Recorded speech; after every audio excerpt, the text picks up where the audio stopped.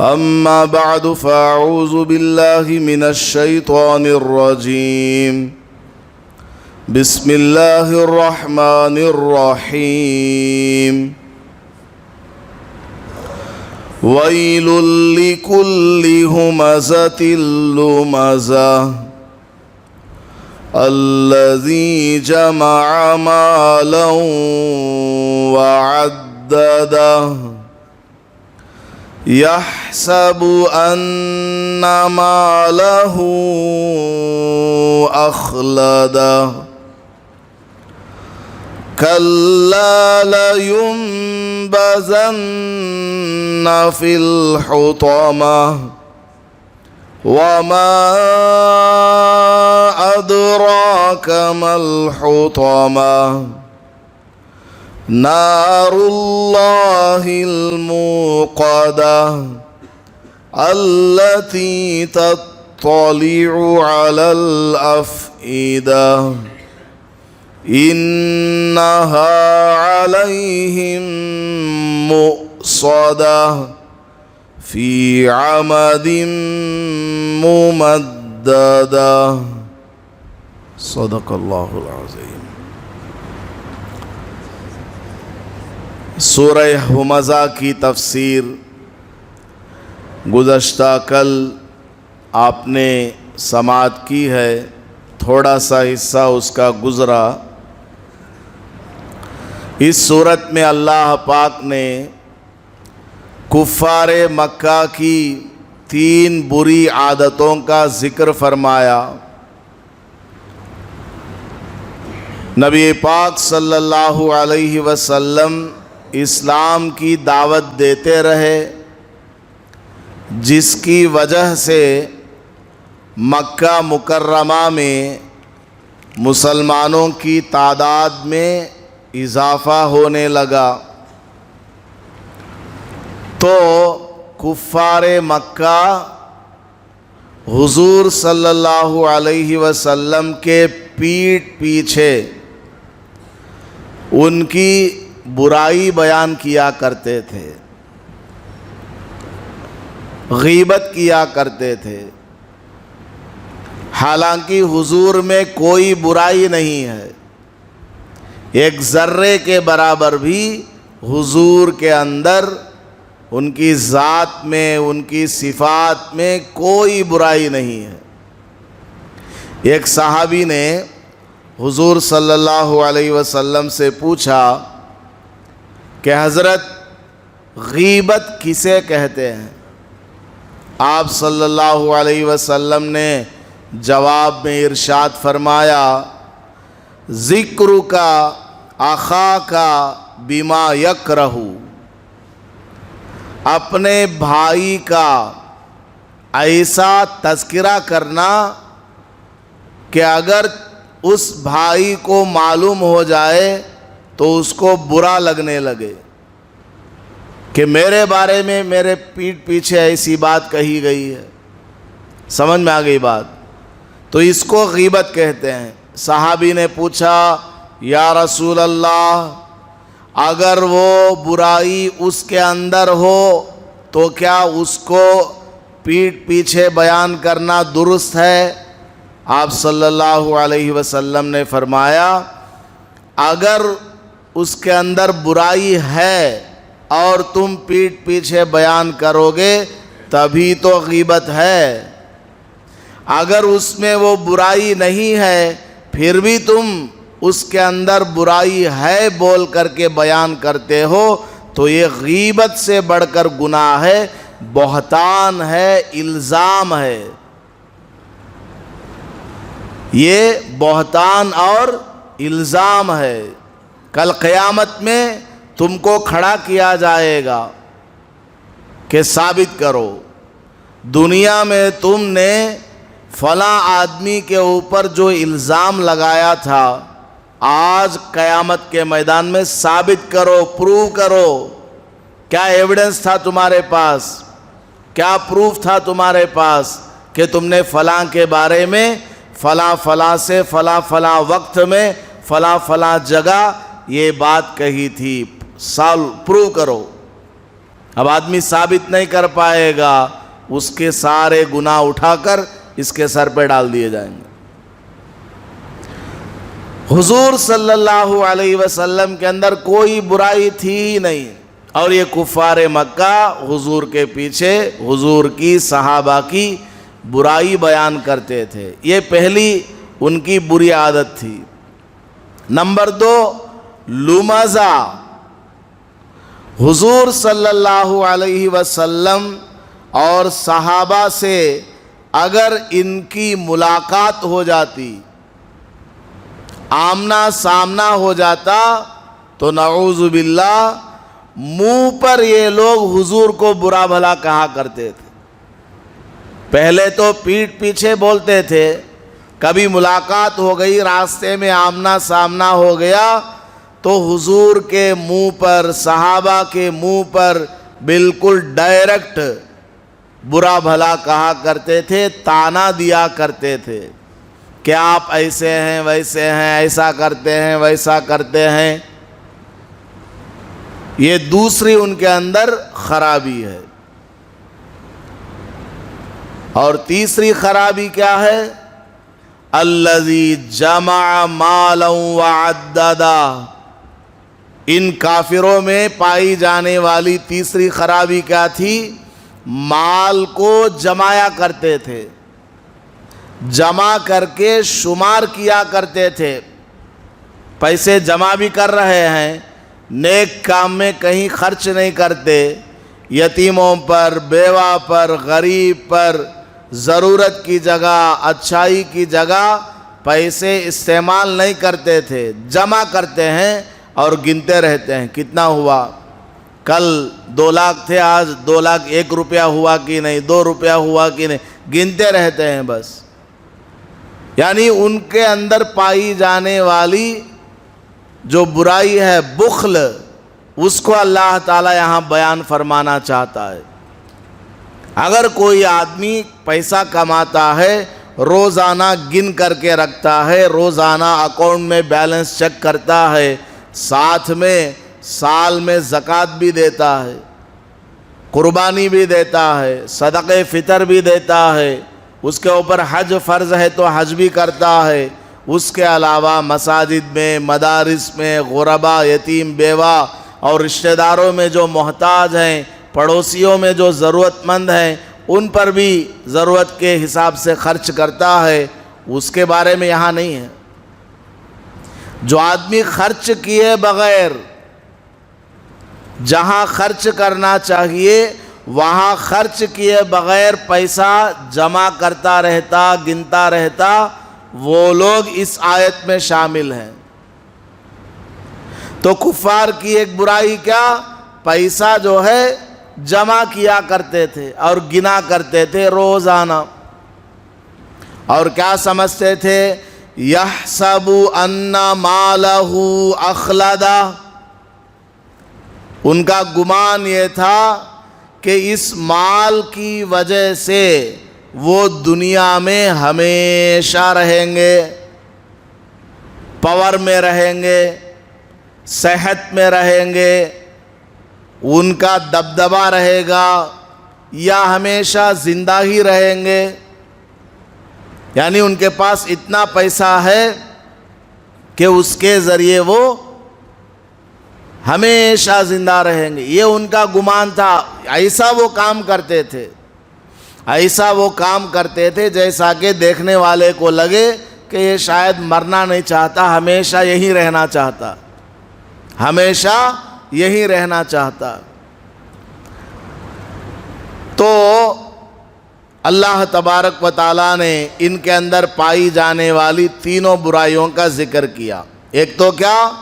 ہمزہ، غیبت کیا کرتے تھے پیٹھ پیچھے، لمزہ، منہ کے سامنے بھی طعنہ دیا کرتے تھے، اور تیسری برائی مال جمع کرنا اور یہ گمان کرنا کہ اس مال کی وجہ سے گویا یہ دنیا میں ہمیشہ رہیں گے۔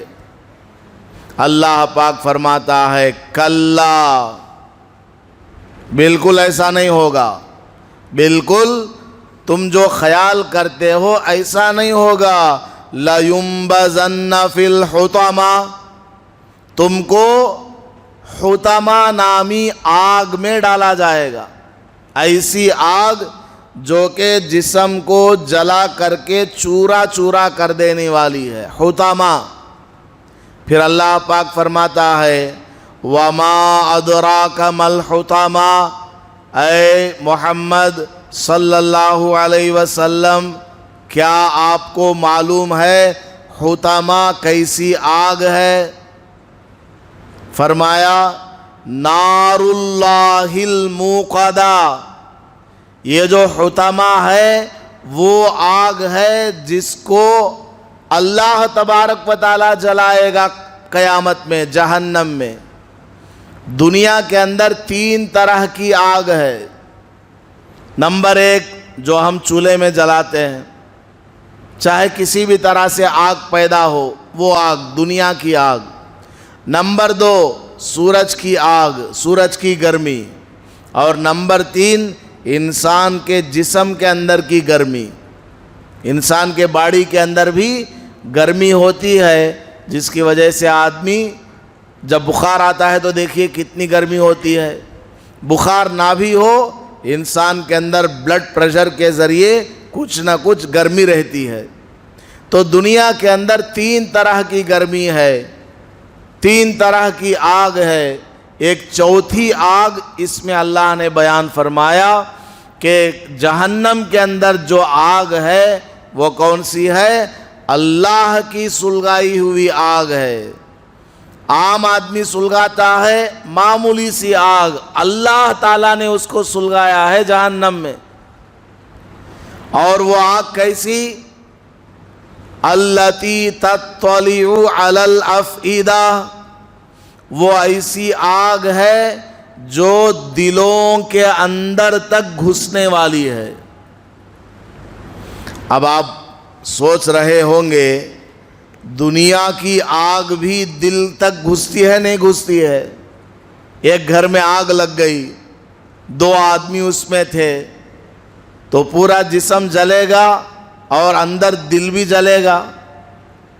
یہ کیا اللہ نے فرما دیا کہ جہنم میں جو آگ ہے وہ دلوں تک اور اس کے اندر تک گھسنے والی ہے۔ تو مفسرین کرام فرماتے ہیں اصل میں دنیا کی آگ میں، جہنم کی آگ میں اور اس کے اثر میں فرق ہے۔ کیا فرق ہے؟ دنیا کی آگ پہلے کھال کو جلائے گی، فرسٹ لیئر جلے گا، اس کے بعد گوشت جلے گا، اس کے بعد ہڈیاں جلیں گی، ہڈیوں کے اندر ہے دل، تب جا کر اندر دل میں وہ آگ گھسے گی، ہے کہ نہیں؟ لیکن یہ آگ دل تک پہنچنے سے پہلے ہی آدمی قبرستان پہنچ جاتا ہے کہ نہیں؟ کھال کو آگ لگی، ذرا سا گوشت کو آگ ٹچ ہوئی، بس اس گرمی سے ہی آدمی مر جاتا ہے۔ لیکن جہنم کے اندر جو آگ ہے، اللہ تعالیٰ کیا فرما رہا ہے؟ تطلع علی الافئدہ، وہ آگ دل تک جائے گی اور آدمی مرے گا نہیں۔ ثم لا يموت فیہا ولا یحیا، آدمی جب دنیا میں ایک مرتبہ مر جائے گا، پھر عالم برزخ میں یعنی قبر میں اور قیامت میں اور جہنم میں کبھی اس کو موت نہیں آئے گی۔ جہنم کے اندر جو لوگ ہوتے ہیں کبھی وہ مریں گے نہیں، جنت والے بھی نہیں مریں گے، جہنم والے بھی مریں گے نہیں۔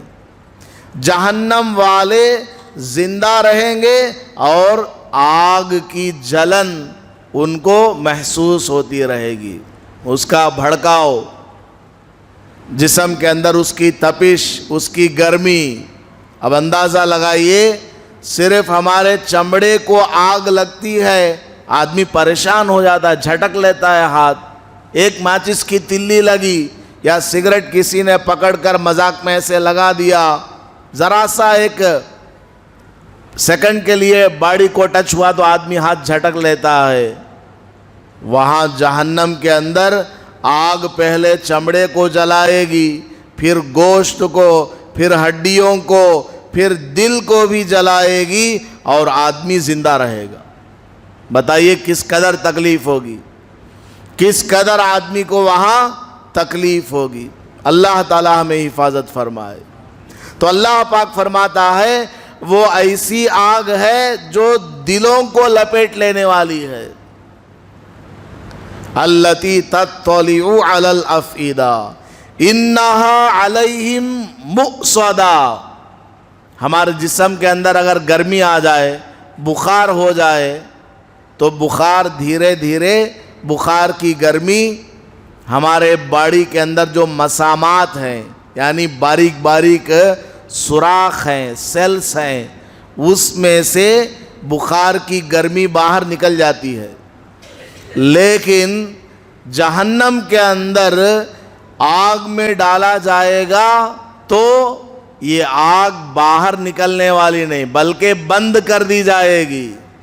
بیچ میں آدمی ہے، چاروں طرف سے آگ میں اس کی پیکنگ ہے۔ بیچ میں آدمی ہے اور چاروں طرف سے آگ کے ذریعے پیکنگ ہے، نہ اوپر راستہ، نہ نیچے، نہ دائیں نہ بائیں، نہ سامنے نہ پیچھے، ہر طرف سے آگ ہی آگ ہے۔ فی عمد ممددہ، ایسا لگے گا جیسا کہ چاروں طرف سے آگ کے ستون ہیں، پلرز ہیں، ہر طرف اس کو آگ نظر آئے گی۔ ایسی دردناک سزا ہے ایسے کام کرنے والوں کے لیے، کافروں کے لیے، جو غیبت کیا کرتے تھے اور منہ کے اوپر تانا دیا کرتے تھے، اور نیک راستے میں جہاں مال خرچ کرنا ضروری تھا، مال خرچ کیے بغیر جمع کر کے رکھا کرتے تھے، ان سب کے لیے یہ عذاب ہے۔ کافروں کے بارے میں اللہ نے بیان فرمایا، لیکن اسی ضمن میں تمام مسلمانوں کے بارے میں بھی یہی ضابطہ ہے۔ اگر کوئی مسلمان غیبت کرتا ہے اس کو بھی یہی سزا ملنے والی ہے۔ اگر کوئی مسلمان کسی کو منہ کے اوپر تانا دیتا ہے، برا بھلا کہتا ہے، اس کو بھی یہی سزا ملنے والی ہے۔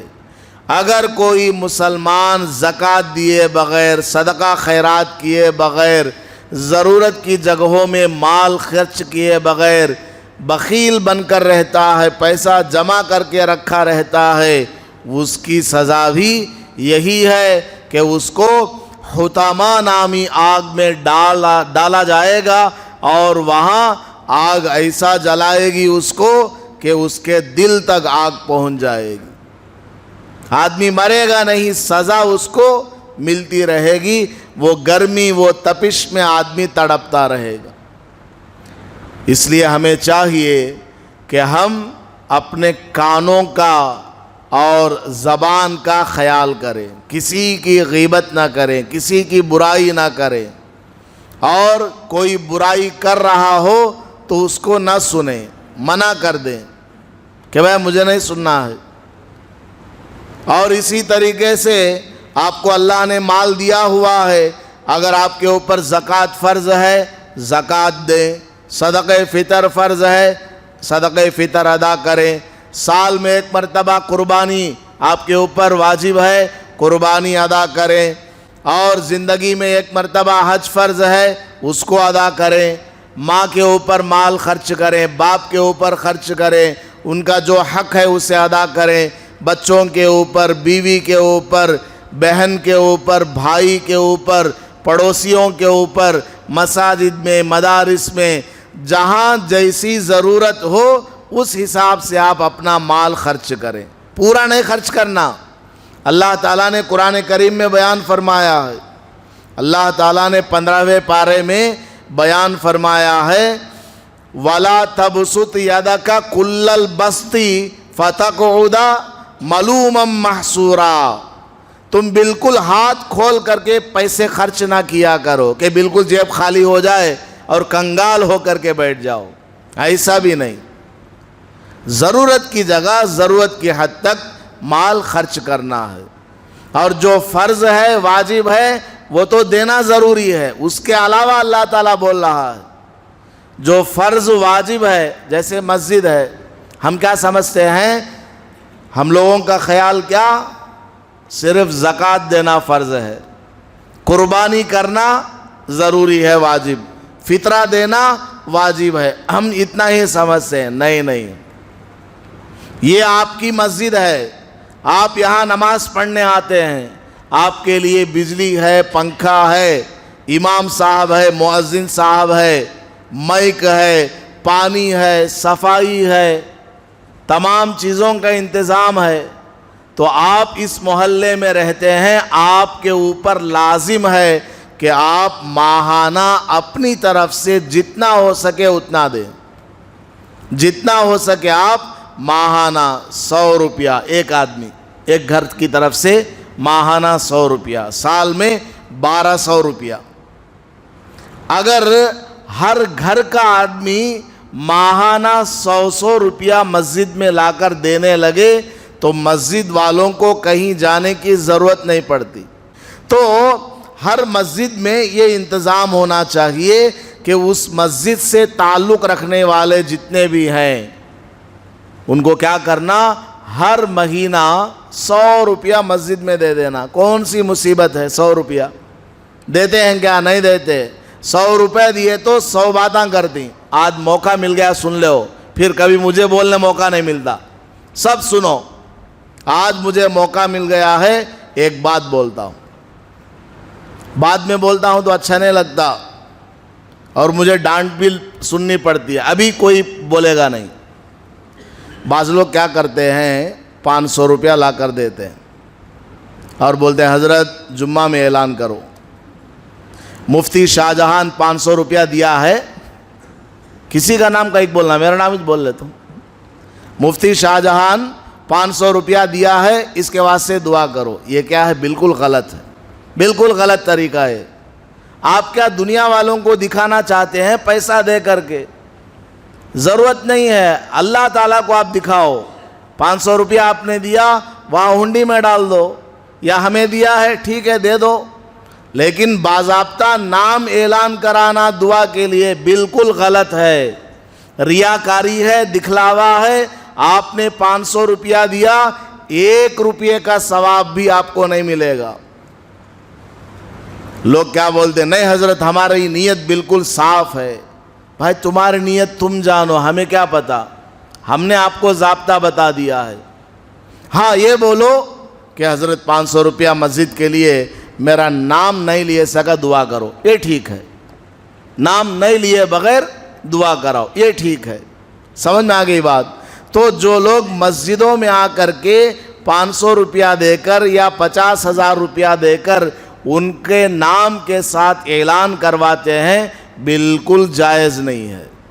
ہاں مسجد والے خود خوش ہو کر کے، بھائی بہت بڑا اماؤنٹ یہ آدمی لا کر کے دیا، 50,000 روپیہ دیا ہے، 1,00,000 روپیہ دیا ہے، اس نے نہیں بولا اعلان کے لیے، مسجد والے خود جو ہے خوش ہو کر کے جمعہ میں اعلان کیے کہ فلاں عبداللہ صاحب نے، فلاں سلیم صاحب نے اتنا پیسہ دیا ہے، ان کے لیے دعا کرو، اس میں کوئی خرابی نہیں۔ میں خود جا کر کے بولوں کہ میرے 10,000 روپیہ رکھ لو اور مسجد میں اعلان کراؤ، بالکل غلط۔ اسی طرح بعض لوگ عمرے میں جاتے ہیں، حج میں جاتے ہیں، جمعہ کے دن ہمارے پاس 12 بجے سے 12:30 کے اندر فون آتا ہے اور بولتے ہیں حضرت پورے جماعت کو سلام بولو۔ کیا بھائی سب بھی ان کے رشتہ دار آئیں گی؟ آپ سب ان کے رشتہ دار ہیں کیا ان کا سلام سنانے کے لیے؟ وہ اصل سلام نہیں سنوانا چاہتے، وہ یہ سنوانا چاہتے ہیں کہ میں عمرے میں ہوں، میں حج میں ہوں، یہ بتلانا چاہتے ہیں۔ اب ہم ان کو سمجھا نہیں سکتے، سمجھانے جاؤ تو جھگڑا کرتے ہیں، جی تمہارا کام تمہیں کرو، اور زیادہ اگر سمجھانے جاؤ گے پھر ہمارا مسئلہ ہی خراب کر دیں گے۔ بہت ساری مصیبتیں ہیں، لوگوں کو سمجھانے جائیے وہ سمجھتے نہیں، الٹا ہمارے خلاف ہی یہ کام کرنے لگتے ہیں۔ تو آج موقع مل گیا تو میں نے آپ کو سمجھا دیا، یہ سب کام نہیں کرنا۔ اللہ کے لیے آپ عمرہ کر رہے ہیں، اللہ کے لیے آپ حج کر رہے ہیں، پورے محلے میں اعلان کروانا، دعائیں کروانا، یہ سب غلط۔ سمجھ میں آ گئی بات؟ تو اس کا آپ خیال رکھیں، اور نام و نمود کے خاطر اپنے مال کو خرچ نہیں کرنا، اللہ کے خاطر خرچ کرنا۔